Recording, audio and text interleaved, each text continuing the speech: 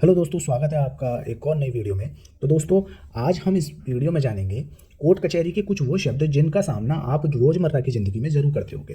अगर आप legal intern हो या लीगल इंटर्नशिप कर रहे हो या आप कोई कचहरी में जाने वाले कोई पहले आदमी हो या इस तरीके के, तो कुछ सामना करना पड़ता है। जैसे आपने सुना होगा हलफनामा, फ़र्दनामा, बैनामा, ठीक है, इकरारनामा, करारनामा, मुख्तारनामा, तहरीरनामा। तो ऐसे कई वर्ड हैं, ठीक है। तो इन सब का मतलब आज हम इस वीडियो में जानेंगे कि किस तरीके से इनका क्या मतलब है और इनको कोर्ट में क्या क्या नामों से और पुकारा जाता है। इसका इंग्लिश शब्द भी जानेंगे और हिंदी शब्द भी जानेंगे। तो वीडियो को लाइक जरूर कीजिएगा, चैनल को सब्सक्राइब जरूर कीजिएगा। तो दोस्तों चलिए शुरू करते हैं। सबसे पहला है हमारा हलफनामा। आपने ये नाम तो सुना ही होगा, ठीक है, हलफनामा।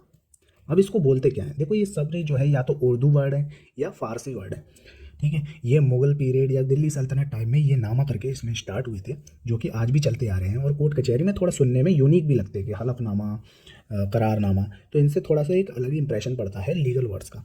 ओके, तो चलिए इनका मतलब समझते हैं। हलफनामे को इंग्लिश में बोलते हैं एफिडेविट, जो कि आप रोज़मर्रा या कभी कभार इससे तो पाला पड़ता होगा। कोई भी कर्मचारी या सरकारी आदमी वो कहता है जाओ एफिडेविट बनवा लो। तो एफिडेविट का मतलब क्या होता है? हलफनामे का मतलब होता है एफिडेविट, और एफिडेविट को हिंदी में बोलते हैं शपथ पत्र।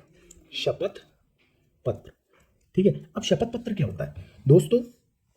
इसका मतलब ये होता है कि अगर कोई भी मैं डॉक्यूमेंट दे रहा हूं किसी को भी, ठीक है, मैंने अपनी कोई बात कही या मैं किसी चीज को मैं बोल रहा हूं कि ये चीज है और ऐसे ऐसे है, और उसको मैं सरकारी कामों में लगा रहा हूं, ठीक है। मान लीजिए मैं कहूंगा कि मैंने जो है मैंने अपनी ग्रेजुएशन इस फला यूनिवर्सिटी से करी और इस यूनिवर्सिटी से इतने परसेंट मार्क्स मैंने पास किए, ठीक है।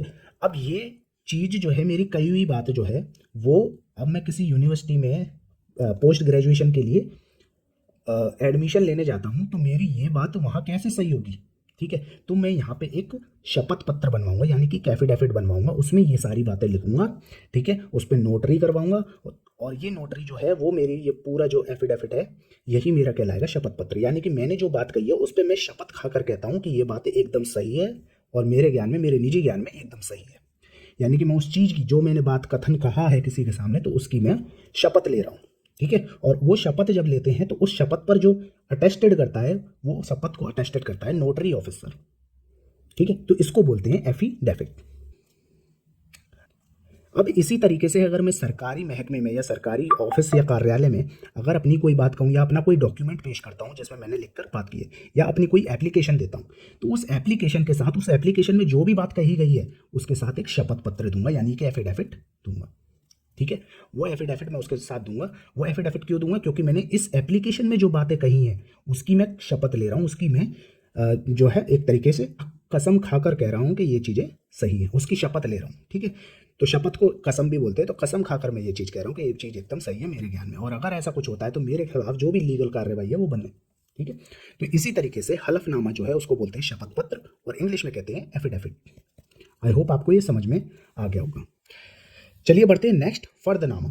फर्द का मतलब बेसिकली होता है किसी व्यक्ति या केस से जुड़ी सारी चीज़ों और सामान या संपत्ति का पूरा विवरण, उसकी लिस्ट बनाकर देना, ठीक है। तो फर्द का मतलब है सूची, नामा मतलब पत्र, ठीक है। तो इसको हिंदी में क्या बोलते हैं दोस्तों? सूची पत्र, ठीक है। अब इसका मतलब क्या होता है? देखो, इसको ये यूज़ कहाँ पे होता है कोर्ट कचहरी में, तो इसको समझते हैं। तो सबसे पहले दोस्तों होता है जैसे पुलिस कार्रवाई में। पुलिस कार्रवाई में क्या होता है कि जब पुलिस कोई भी चीज़ बरामद करती है, ठीक है, जैसे मान लो कि कोई आदमी रह रहा है, ठीक है, और उसके यहाँ जो है कई बंदूकों का जखीरा मिलता है, ठीक है, बंदूकों का जखीरा मिलता है। अब वो चीज़ मुझे, पुलिस को क्या हुई है, वो बरामद हुई है, ठीक है। या फिर पुलिस को कोई चीज़ है वो जब्त कर रही हो, ठीक है, न्यायालय कोर्ट के आदेश से कोई चीज़ जब्त कर रही होगी, तो घर में जो भी सामान पड़ा होगा उसकी एक सूची बनाएगी, ठीक है। सूची बना के पुलिस जो है अपनी अटेस्टेड करेगी, ठीक है। तो ये जो अटेस्टेड वो करेगी वो क्या हो जाएगा? फर्दनामा। इसी तरीके से यहाँ पे जो जखीरा मिला है तो इन जखीरों की जो है पूरी एक लिस्ट बनाएगी, और लिस्ट बनाने के बाद उस पर जो है अपनी अटेस्टेड करेगी पुलिस, उसकी जो है रिपोर्ट बनाएगी, तो उस रिपोर्ट को क्या बोलते हैं दोस्तों? फर्दनामा। आई होप आपको ये समझ में आ गया होगा कि फर्दनामा आखिर में होता क्या है। इसी तरीके से दोस्तों न्यायालय में देखते हैं तो कोर्ट के आदेश पर अगर कोई संपत्ति या सामान का विवरण लिखा जाता है तो उसको क्या बोलते हैं? विवरणनामा। तो इसको दो वर्ड से भी जानते हैं, सूची पत्र या फिर विवरणनामा, ठीक है। आई होप आपको ये चीज़ समझ में आ गई होगी। चलिए बढ़ते हैं नेक्स्ट, इकरारनामे की।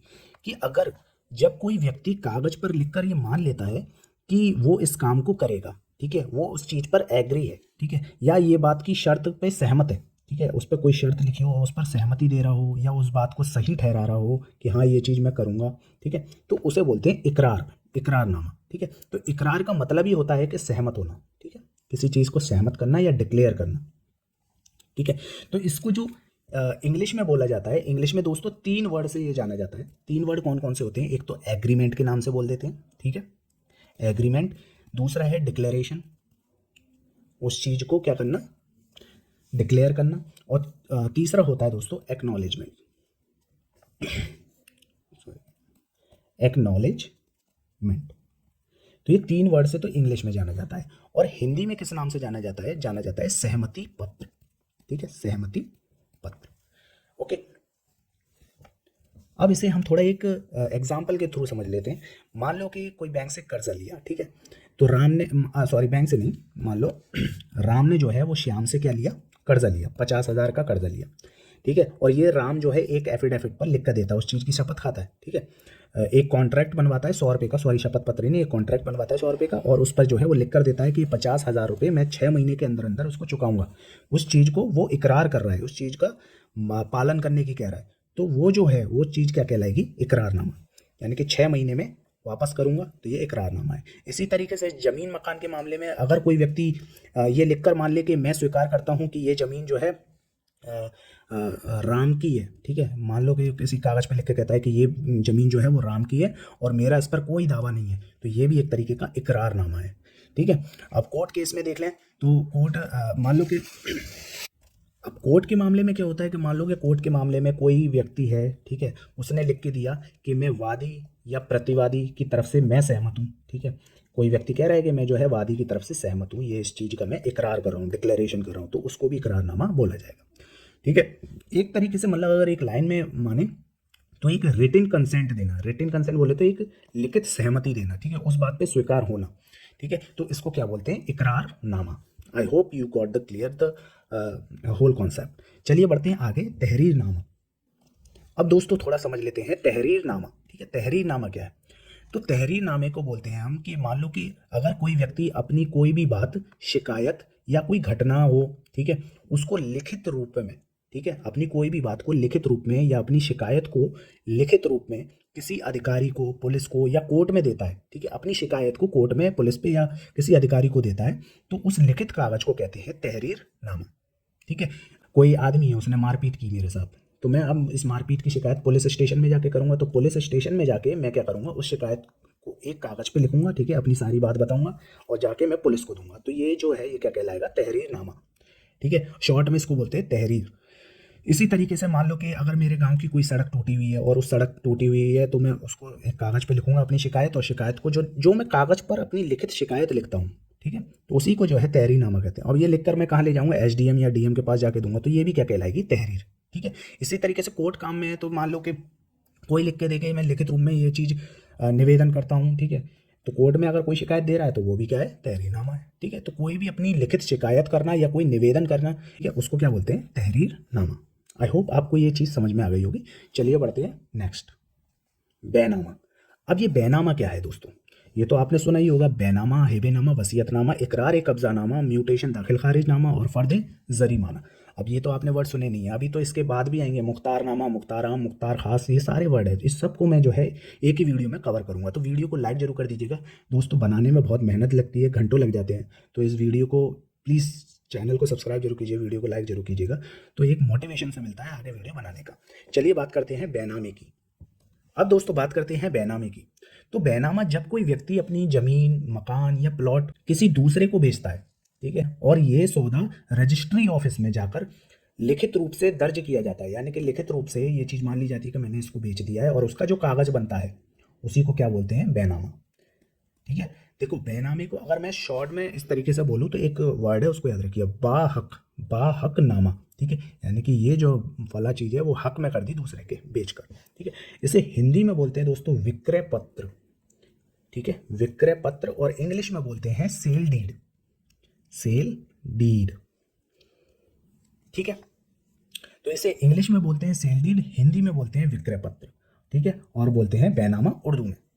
आई होप आपको ये चीज़ समझ में आ गई होगी। चलिए एक एग्जांपल के थ्रू समझ लेते हैं। मान लीजिए कि राम के पास एक 100 गज का प्लॉट है और श्याम ने वो प्लॉट 10 लाख में खरीद लिया। अब दोनों रजिस्ट्री ऑफिस गए, दस्तावेज बना और रजिस्ट्री हुई, तो जो रजिस्टर्ड कागज बनेगा वही क्या है हमारा बैनामा, यानी कि सेल डीड। ठीक है, आई होप आपको बैनामा समझ में आ गया होगा। अब चलिए जानते हैं हेबानामा क्या होता है। अब दोस्तों हेबानामा क्या होता है, ये होता है दोस्तों एक मुस्लिम से ही रिलेटेड वर्ड है। ठीक है, इसमें हिंदू से रिलेटेड वर्ड नहीं है, सिर्फ मुस्लिम से रिलेटेड वर्ड है। तो जब भी कोई मुस्लिम व्यक्ति अपनी जिंदा हालत में बिना किसी से पैसे लिए अपनी संपत्ति को खुशी से किसी और को दे देता है, तो उस उपहार को जो है वो क्या बोलते हैं, हिबा। हिबे करना, हिबे यानी कि गिफ्ट। ठीक है, हिबे बोलते हैं गिफ्ट को, तो हिबा यानी कि गिफ्ट। ठीक है, तो अपनी जिंदा हालत में, ठीक है, गिफ्ट कब होगा याद रखिएगा, मरने के बाद नहीं होता, हमेशा जिंदा जिंदा आदमी ही गिफ्ट कर सकता है। ठीक है, अपनी खुशी से जो है जिंदा आदमी बिना किसी से पैसे लिए अपनी प्रॉपर्टी जो है वो गिफ्ट कर दे, तो उसे क्या बोलते हैं, हिबा करते हैं। और उस जो हिबा करी है और उसका जो लिखित कागज बनता है, ठीक है, तो इस चीज़ को लिखित में हम जो है एक एफिडेविट पे बनवाएंगे, उसको रजिस्टर करवाएंगे। ठीक है, सॉरी 100 रुपये के स्टैम्प पे, ज़्यादा से 100 रुपये के मिनिमम स्टैम्प पर जो है हम वो चीज़ें लिखेंगे कि ये प्रॉपर्टी जो है मैंने बाहक किसी और को गिफ्ट कर दी है। ठीक है, तो उसका जो रजिस्ट्री कागज ये जो बनेगा उसी को क्या बोलते हैं, हेबेनामा। आई होप आपको समझ में आ गया होगा। ठीक है, चलिए बढ़ते हैं नेक्स्ट, वसीयतनामा। तो दोस्तों वसीयतनामा आपको नाम से ही समझ में आ रहा है, वसीयत करना। ठीक है, वसीयत आप जानते ही हैं, लेकिन ये दोस्तों थोड़ा सा मुस्लिम से रिलेट खाता है। क्यों खाता है, क्योंकि वसीयत देखो मुस्लिम लॉ में डिस्ट्रीब्यूशन का सिस्टम अलग है और हिंदू लॉ में जो डिस्ट्रीब्यूशन का सिस्टम है वो अलग है। हिंदुओं में आप कितनी भी अपनी प्रॉपर्टी जो है वो गिफ्ट कर सकते हैं किसी भी, वो सॉरी वसीयत कर सकते हैं किसी के भी नाम पर। ठीक है, लेकिन मुस्लिम्स में वसीयत सिर्फ 1/3 प्रॉपर्टी की ही कर सकता है कोई भी मुस्लिम व्यक्ति। ठीक है, किसी के भी हक में 1/3 वसीयत ही कर सकता है अपनी पूरी प्रॉपर्टी की, और इससे ज़्यादा नहीं कर सकता। लेकिन वो भी तब कर सकता है जब बाकियों की रजामंदी हो। ठीक है, 1/3 से ज़्यादा वसीयत मुस्लिमों में नहीं की जाती। ठीक है, तो वसीयतनामा जो उसका पेपर बनता है उसको क्या बोल देते हैं, वसीयतनामा। आई होप आपको समझ में आ गया होगा। अब बताते हैं इकरार कब्जानामा क्या होता है। दोस्तों इकरार मतलब मैंने आपको बताया था कि अपनी सहमति देना। ठीक है, और कब्जा मतलब कब्जा। ठीक है, तो अभी कोई व्यक्ति था, मान लो ए है, उस प्रॉपर्टी पर रह रहा था। ठीक है, अब बी जो है, बी ने ये प्रॉपर्टी खरीद ली। ठीक है, अब इसने कहा कि 2 साल का टाइम दो मुझे, मैं इसको खाली कर दूंगा।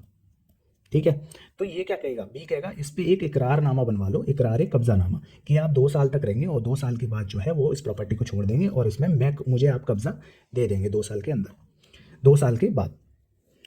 तो इस तरीके से एक जो एग्रीमेंट बना, ठीक है, जो इकरारनामा बना पजेशन को लेकर, यानी कि कब्जे को लेकर एक इकरारनामा बना, उसी को क्या बोलते हैं, इकरार कब्जानामा। I hope you got the clear. अब म्यूटेशन दाखिल खारिजनामा क्या होता है। मान लो कि राम ने श्याम से एक ज़मीन खरीदी। ठीक है, उसका रजिस्ट्री हो गई, बैनामा बन गया। ठीक है, अब बैनामा बनने के बाद श्याम जो है वो तहसील जाता है। तो श्याम तहसील जाता है और तहसील में जितनी भी उस प्रॉपर्टी से रिलेटेड रेवेन्यू रिकॉर्ड होंगे, ठीक है, रेवेन्यू रिकॉर्ड बोले तो राजस्व रिकॉर्ड, उस रिकॉर्ड यानी कि उस जमीन का जितना भी रिकॉर्ड है, उस रिकॉर्ड में से राम का नाम हटाना और अपना नाम चढ़वाना। ठीक है, यानी श्याम जो है वो अपना नाम चढ़वाएगा उस पर, तो इसी को क्या बोलते हैं, म्यूटेशन। ठीक है, तो इसी का जो रेवेन्यू रिकॉर्ड में जो नाम अदला बदली होती है खरीदने वाले की और बेचने वाले की हटाई जाती है, इसी को क्या बोलते हैं, दाखिल खारिज। यानी कि खरीदने वाले का नाम दाखिल करना और बेचने वाले का नाम खारिज करना, यानी कि हटाना। आई होप आपको दाखिल खारिजनामा और म्यूटेशन समझ में आ गया होगा। राजस्व रिकॉर्ड यानी कि खसरा खतौनी जो भी होती है, उसमें नाम जो है अपना चढ़वाना और उसका हटवाना, तो उसको क्या बोलते हैं, म्यूटेशन। तो चलिए बढ़ते हैं नेक्स्ट, फर्द जरीमाना। अब फर्द जरीमाना क्या होता है, तो दोस्तों देखो जरीमाना होता है, अगर मैं कहूँ तो पेनल्टी। ठीक है, पेनल्टी की कोई भी स्लिप या सूची बनाना, उसको क्या बोलते हैं, फर्द जरीमाना। मान लो इसको इस तरीके से समझते हैं कि आप जो है बिना हेलमेट के गाड़ी चला रहे हैं। ठीक है, और पुलिस ने आपका 1000 रुपये का जुर्माना लगा दिया। अब जुर्माना लगाने के बाद एक पर्ची काटी और वो पर्ची आपको दे दी कि ये जो है आपका चालान काटा गया। तो वो जो पर्ची है वही पर्ची क्या कहलाएगी, फर्द जरीमाना। ठीक है, ये सारे डॉक्यूमेंट के नाम है दोस्तों, इन डॉक्यूमेंटों को क्या कहते हैं, वही चीज़ है। तो फर्द जरीमाना आपको समझ में आ गया होगा। इसी तरीके से हम कोर्ट के मामले में देख लें कि कोर्ट में पेशी पर हाजिर नहीं हुए आप। ठीक है, आप कोर्ट ने बुलाया और पेशी पर आप जो है गए नहीं, तो कोर्ट ने जो है वो 500 रुपये का आप पे जुर्माना लगा दिया। अब जुर्माना लगा दिया और उसको जो है कोर्ट ऑर्डर शीट में जो है और ये चीज़ लिख दी कि 500 रुपये कॉस्ट जो है फला आदमी वादी या प्रतिवादी पर लगाई जाए। तो ये जो है जो ऑर्डर शीट पर 500 रुपये का बात लिखी, तो ये क्या है हमारी जरीमाना, ठीक है, यानी कि पेनल्टी। पेनल्टी को आप शॉर्ट में कहते हैं जरीमाना। शॉर्ट में अगर याद रखने के रूप में हो तो पेनल्टी को जरीमाना बोलते हैं। अब दोस्तों बात करते हैं मुख्तारनामे की। देखो ये वर्ड तो आपने सुना ही होगा, मुख्तारनामा क्या होता है। इसको इंग्लिश में बोलते हैं दोस्तों power of attorney. Power of attorney, ये अब तो आपको समझ में आ गया होगा क्या होता है मुख्तारनामा, ठीक है। तो पावर ऑफ अटॉर्नी इंग्लिश में बोलते हैं, और अगर हिंदी में कहें तो हिंदी में इसे बोलते हैं प्रतिनिधि प्रतिनिधि नियुक्ति पत्र, ठीक है, नियुक्ति पत्र, ठीक है, ये हिंदी में बोलते हैं। इंग्लिश में तो आपको समझ में आ गया होगा दोस्तों पावर ऑफ अटॉर्नी, और यही नाम आपने ज़्यादा सुना होगा। अब इसका मतलब क्या होता है थोड़ा सा हम इसके बारे में जान लेते हैं। तो पावर ऑफ अटॉर्नी होता है यानी कि किसी दूसरे व्यक्ति को अपने नाम से काम करने का अधिकार देना, ठीक है। मान लो कि प्रॉपर्टी है आपकी कोई एक, ओके, तो आप बाहर रहते हैं, मान लीजिए कि आप जो है दुबई रहते हैं, ठीक है, और आपकी प्रॉपर्टी इंडिया में पड़ी हुई है। अब इंडिया में उस प्रॉपर्टी का संचालन कैसे हो, तो आपने एक फला आदमी है, आपका कोई जानने वाला है, उसको ये जो है मुख्तारनामा यानी कि एक डॉक्यूमेंट बनवाया, ठीक है, रजिस्टर्ड करवाया, उसको 100 रुपये में जो है आपने जो चीज़ें लिखी, ठीक है, उसको जो है नोटराइज कराया और उसको जो है रजिस्ट्री करा ली उसकी, और इसको ये चीज़ का अधिकार दे दिया कि मेरी प्रॉपर्टी का जो है सारा देख रेख, ठीक है, या इस ज़मीन को बेचे या किराए पे दे या दाखिल खारिज कराए, जो भी कराए वो चीज़ मैं इसके नाम करता हूँ कि ये जो है काम वो इस पर करेगा। तो इस तरीके की कोई भी सहमति जो है, जो भी अधिकार ये इस फला आदमी को देता है, इसी को क्या बोलते हैं मुख्तारनामा, पावर ऑफ अटर्नी, ठीक है। इसी तरीके से मुख्तारनामा दो प्रकार के होते हैं। एक होता है जनरल पावर ऑफ अटर्नी, ठीक है, जनरल पावर ऑफ अटर्नी, और दूसरी होती है स्पेशल पावर ऑफ अटर्नी, ठीक है, यानी कि किसी एक विशेष काम के लिए दी गई हो, यानी कि किसी एक विशेष काम के लिए अधिकार दिया गया हो किसी आदमी को, तो उसे बोलते हैं स्पेशल पावर ऑफ अटर्नी। और एक होती है जनरल पावर ऑफ अटर्नी, होती है कि कई कामों के लिए मैंने इसको अधिकार दिए हैं, ठीक है, कि इस पे जो है कई अधिकार हैं कि इस प्रॉपर्टी के साथ वो कर सकता है, तो उसको बोलते हैं जनरल पावर ऑफ अटर्नी। अब दोस्तों इसमें जैसे हम कोर्ट के रेफरेंस में जान लेंगे, कोर्ट के रेफरेंस में तो आपको थोड़ा बहुत समझ में आएगा, इसको और अच्छे से हम समझते हैं कि कोई व्यक्ति अगर उसका केस चल रहा है कोर्ट में, ठीक है, और वो पेश नहीं हो सकता, पेश ही नहीं कर सकता, तो वो क्या करेगा, अपना एक वकील अपॉइंट करेगा, ठीक है, वकील जो है अपॉइंट करेगा और कोर्ट से कहेगा कि मेरी तरफ से जो है वकील मेरा केस लड़ेंगे। तो मैं एक वकील को अधिकार दे रहा हूँ कि मेरी तरफ से जो है वो केस ये लड़ेंगे। अब इसके लिए मैं वकील से क्या करूँगा, लिखवाऊंगा वकालतनामा, ठीक है। तो ये वकालतनामा कुछ और नहीं है, यही मुख्तारनामे का एक रूप है, ठीक है। तो वकालतनामा आई होप आपको समझ में आया होगा क्या है, कि मैं इसको एक पावर ऑफ अटर्नी दे रहा हूँ कि ये जो है मेरा क्या करे, प्रतिनिधित्व करे कोर्ट में मेरी तरफ से मेरा केस लड़ने के लिए, ठीक है। तो वकालतनामा भी एक पावर ऑफ अटर्नी यानी कि मुख्तारनामे का एक रूप है। आई होप आपको ये समझ में आ गया होगा। अब चलिए बात करते हैं मुख्तार आम की। तो दोस्तों अभी मैंने जैसे आपको बताया था कि जो पावर ऑफ अटर्नी है दो टाइप की होती है, जनरल पावर ऑफ अटर्नी, और दूसरी होती है एक स्पेशल पावर ऑफ अटर्नी, ठीक है। तो जनरल पावर ऑफ अटर्नी हमारी कौन सी है, मुख्तार आम, और स्पेशल पावर ऑफ अटर्नी है मुख्तार खास, ठीक है। तो जनरल पावर ऑफ अटर्नी जैसे कि कई कामों के लिए मैं किसी एक आदमी को प्रतिनिधित्व करने का अधिकार दे रहा हूँ, ठीक है, यानी कि मेरी तरफ से ये काम करने के अधिकार दे रहा हूँ कि मान लो किससे कह रहा हूँ कि मेरा कोई केस चल रहा है उसमें मेरी तरफ से पेश हो जाओ, जिसे बोलते हैं कि ठीक है, तहसील में कोई काम है, प्रॉपर्टी का रिलेटेड अगर कोई काम उससे करवाने हैं, तो अपनी जो अधिकार हैं, जो भी इस प्रॉपर्टी पे अधिकार है वो इसको सौंप देता है और वो जो है इसको करता है, ठीक है। तो वो पावर ऑफ अटर्नी, एक चीज़ और है कि ऑनर जब चाहे पावर ऑफ अटर्नी कैंसिल कर सकता है, ठीक है, कि मान लो ये प्रॉपर्टी, इस पर किराया वसूलना है तेरे को, ठीक है, इस तरीके से कोई भी अपना अधिकार देता है प्रॉपर्टी से रिलेटेड या अपने कामों से रिलेटेड, उसको क्या बोलते हैं, पावर ऑफ अटर्नी। दो टाइप की होती है, मुख्तार आम, मुख्तार खास, ये इसके सबसेट है, ठीक है, यानी कि ये दो टाइप की पावर ऑफ अटर्नी होती है। अब बात करते हैं अधिकार पत्र। तो दोस्तों अधिकार पत्र नथिंग बट ये भी सेम जो है पावर ऑफ अटर्नी जैसा ही है, ठीक है, पावर ऑफ अटर्नी जैसा ही है। ऐसी नियुक्ति पत्र, नियुक्ति पत्र दोस्तों कि कोई भी काम कराने के लिए किसी आदमी को उसके लिए चुनना, ठीक है, उस काम को करने के लिए किसी आदमी को चुनना, और उस चुनने के साथ उसको जो है एक पत्र दिया जाता है, ठीक है, एक दस्तावेज दिया जाता है कि आपको ये फला काम जो है करने हैं। तो इस तरीके से जो पेज दिया जाता है, जो दस्तावेज दिया जाता है, उसको क्या बोलते हैं, नियुक्ति पत्र, यानी कि किसी काम के लिए नियुक्त करना, इसको नियुक्ति पत्र। चलिए बढ़ते हैं आगे। अब दोस्तों हम बात करते हैं करारनामे की। देखो दोस्तों, दो वर्ड थे, मैंने एक शुरू में बताया था इकरारनामा, ठीक है, इकरारनामा, और ये है करारनामा, ठीक है, इसमें आई आ जाता है, ठीक है। तो इकरार और करार तो दोनों में अंतर क्या होता है दोस्तों? इकरारनामे को हम बोलते हैं डिक्लेरेशन, ठीक है। वो शुरू में दोस्तों एक चीज गलत हो गई थी, तो जैसे मैंने इकरारनामे को एग्रीमेंट बोल दिया, तो एग्रीमेंट जो बोलते हैं, ठीक है, वो बोलते हैं करारनामे को। तो ये है एग्रीमेंट, ओके, एग्रीमेंट बोलते हैं या फिर कॉन्ट्रैक्ट, ठीक है। इसको क्या बोलेंगे? डिक्लेरेशन या एक्नॉलेजमेंट। तो ये दोनों वर्ड जो है वो अलग अलग है, ठीक है। एग्रीमेंट यानी कि, अब देखो एग्रीमेंट क्या होता है और डिक्लेरेशन क्या होता है, करारनामा इकरारनामा, दोनों में अंतर समझना है दोस्तों। देखो, करारनामे की बात करें कि जब दो या दो से ज्यादा लोग आपस में शर्तों के साथ, ठीक है, यहाँ पे करारनामे में जो होती है, जब कोई भी बात हम लिखित में करते हैं, दो लोग जब सहमति भरते हैं, वो भरते हैं शर्तों के साथ, ठीक है। एक कहेगा कि मेरी ये कंडीशन होगी, बी कहेगा कि मेरी ये कंडीशन होगी, ठीक है, चलो आओ इकरार कर लें, अपनी अपनी बातों का जो है एग्रीमेंट बनवा लें, ठीक है। तो ये क्या होता है? एग्रीमेंट यानी कि करारनामा, ठीक है। इकरारनामा क्या होता है? इकरारनामा वो होता है कि आप किसी भी लिखित रूप में किसी भी बात को मान लेंगे या स्वीकार कर लेंगे, ठीक है, उसको क्या बोलते हैं? इकरारनामा। तो आई होप दोनों को समझ में आ गया होगा। इसमें शर्तें नहीं होती, ठीक है, इसमें शर्त इंक्लूड होती है। करारनामे में जो है शर्तें इंक्लूड होती है, इसमें शर्तें इंक्लूड नहीं होती। अब इसी तरीके से हम बात करते हैं समझौता और रजीनामा, ठीक है। राजीनामा और समझौतानामा, दोनों में क्या अंतर है?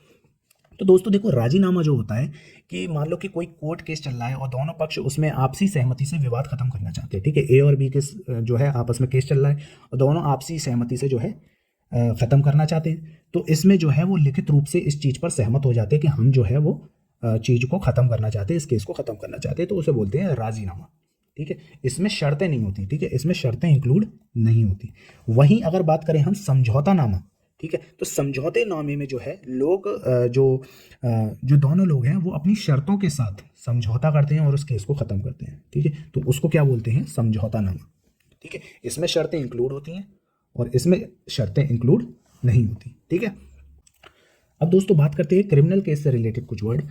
तो दोस्तों एक है जमानतनामा। जमानतनामा आप सब जानते होंगे दोस्तों, बेल बॉन्ड को ही जमानतनामा कहते हैं, ठीक है। बेल बॉन्ड को ही क्या कहते हैं? जमानतनामा। अब बेल बॉन्ड होता क्या है कि मान लो किसी चीज़ की गारंटी देना कि जो एक्यूज है, ठीक है, वो पेशी पर आएगा नहीं जाएगा, इस चीज़ का जिम्मेदार हो, तो वो जो है श्योरिटी बॉन्ड या इसे बेल बॉन्ड भी कहते हैं। इस चीज़ की श्योरिटी देता है कि वो जो है मुकदमे में सहयोग करेगा। इस तरीके से एक एप्लीकेशन जो बनती है और उस पर जो अपनी सहमति देता है वो एफिडेविट लगाकर, उसको क्या बोलते हैं? Bail bond, that is and also called the जमानतनामा, ठीक है। आगे बढ़ते हैं इसी तरीके से तलाशीनामा। तलाशीनामा दोस्तों होता है सर्च मेमो। तो सर्च मेमो जो होता है क्रिमिनल में, उसी को क्या बोलते हैं हम? तलाशीनामा, ठीक है। तो इसमें जो है कि एक्यूज के घर से क्या क्या मिला, ठीक है, तलाशी में क्या क्या मिला, उसी को क्या बोलते हैं? तलाशीनामा। उसका जो है पुलिस बना के देती है अपने साइन वाइन करके, उसी को क्या बोलते हैं? तलाशीनामा। एक होता है दोस्तों जब्तीनामा। जब्तीनामा क्या होता है कि पुलिस या कोई अधिकारी किसी सामान को जब्त कर लेते हैं और उसका जो है एक कागज़ बनाते हैं कि ये सामान जो है ऐसे ऐसे जब्त किया गया, तो उसी को क्या बोलते हैं? जब्तीनामा। और इसे इंग्लिश में बोले तो बोलते हैं सीजर मेमो, ठीक है, सीजर मेमो। तो ये सीजर मेमो होता है। अब बात करें सुपुर्दगी नामा, क्या होता है? सुपुर्दगी नामा होता है कि ये जो सीजर की गई है, जो चीज़ की गई है, ठीक है, सीज की गई है, जो जब्त की गई है, उस जब्त चीज़ को जो है वापस उसे दे देना, तो उसको क्या बोलते हैं? सुपुर्दगी नामा, ठीक है। तो यानी कि केस खत्म होने के बाद अगर कोई गाड़ी है उसने श्योरिटी बॉन्ड में लगाई थी, ठीक है, बेल बॉन्ड में लगा दी थी अपनी, के मतलब मेरी गाड़ी जो है वो आप रख लीजिए और मुझे बेल दे दीजिए। अब केस खत्म हुआ, वो एक्यूज जो है वो बरी हो गया, ठीक है, बाइज्जत बरी हो गया, तो उसको क्या करेगा? वो जो गाड़ी है उसको सुपुर्द कर देंगे, यानी कि उसको वापस देना है, और वापस देने के साथ साथ जो है उसको एक कागज़ देंगे उस पर, ठीक है। तो वो क्या कहलाएगा? हमारा सुपुर्दगीनामा, ठीक है। ऐसे ही फर्दे बयान। अब बात करते हैं दोस्तों फर्दे बयान। फर्दे बयान क्या होता है कि मान लो कि कोई भी आदमी है वो पुलिस मजिस्ट्रेट या अधिकारी के सामने अपनी कोई भी बात लिखित रूप में बताता है कि कोई भी चीज़ है, ठीक है, और उसको रिकॉर्ड किया जाता है उस बात को, तो उसे क्या बोलते हैं दोस्तों? फर्दे बयान, ठीक है। जैसे किसी घटना का कोई गवाह है, ठीक है, तो वो गवाह जो है वो बताता है कि फला दिनांक 10 जनवरी को शाम 7 बजे मेरे साथ ये घटना हुई, ठीक है, और उसका जो है पुलिस बयान लिखती है, तो उसी को क्या बोलते हैं? फर्दे बयान। चार्जनामा दोस्तों, चार्जशीट जो होती है उसी को बोलते हैं चार्जनामा। चलिए आगे बढ़ते हैं। अब दोस्तों देख लेते हैं हम वक्फनामा, ठीक है। वक्फनामा क्या होता है? देखो मैंने शुरू में बताया था गिफ्ट डीड जो होती है उसे क्या बोलते हैं? हिबेनामा। आई होप याद होगा आपको, हिबे नामा। ठीक है, इसी तरीके से वक्फ जो होती है, गिफ्ट हम किसे करते हैं, कोई इंसान से दूसरे इंसान को ही तो करेंगे। ठीक है, लेकिन वक्फ क्या होता है, वक्फ होता है कि कोई इंसान ईश्वर को गिफ्ट करता है। ठीक है, मान लो कि इस इंसान के पास कोई प्रॉपर्टी बची है, प्रॉपर्टी है, अब ये प्रॉपर्टी जो है वो ईश्वर के कामों के लिए दान कर देता है। ठीक है, तो उसी को क्या कहते हैं, वक्फ। ठीक है, यानी कि प्रॉपर्टी वक्फ कर दी गई, वक्फ यानी ईश्वर को दान कर दी गई, यानी कि इस प्रॉपर्टी पे जो भी काम होगा वो ईश्वर के कामों से रिलेटेड होगा। मसलन जैसे कि कोई मस्जिद बना दी, हॉस्पिटल बना लिया, या कोई ट्रस्ट बना दिया।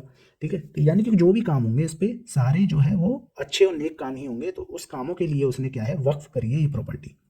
ठीक है, तो इसी का जो है एक डॉक्यूमेंट बनता है, उसको रजिस्टर्ड कराते हैं कि ये जो प्रॉपर्टी है फला वक्फ की गई है। ठीक है, और वक्फ कहाँ करी जाती है, वक्फ बोर्ड में। ठीक है, तो इसी तरीके से जो वक्फ की गई प्रॉपर्टी का जो डॉक्यूमेंट होता है उसको क्या बोलते हैं, वक्फ नामा। आई होप आपको ये पूरी वीडियो समझ में आई होगी दोस्तों, और बहुत आसान तरीके से मैंने सारे टॉपिक को क्लियर करके बताया है। अब अगर कोई भी नामा आपका बाकी रह गया हो तो कमेंट में आप पूछ लीजिएगा, मैं बेधड़क होकर आपके जो है आंसर दूंगा। लेकिन दोस्तों बस आप चैनल को सब्सक्राइब जरूर कीजिएगा, वीडियो को लाइक जरूर कीजिएगा, क्योंकि बहुत मेहनत लगती है दोस्तों। तो बस यही आपसे एक गुजारिश है। ठीक है, अच्छा चलता हूँ, दुआओं में याद रखना, और अगर मेरा जिक्र करना है तो सब्सक्राइब जरूर करना। Keep watching, keep loving. मिलते हैं अगली वीडियो में, तब तक के लिए जय हिंद, जय भारत, सायोनारा एंड बाय।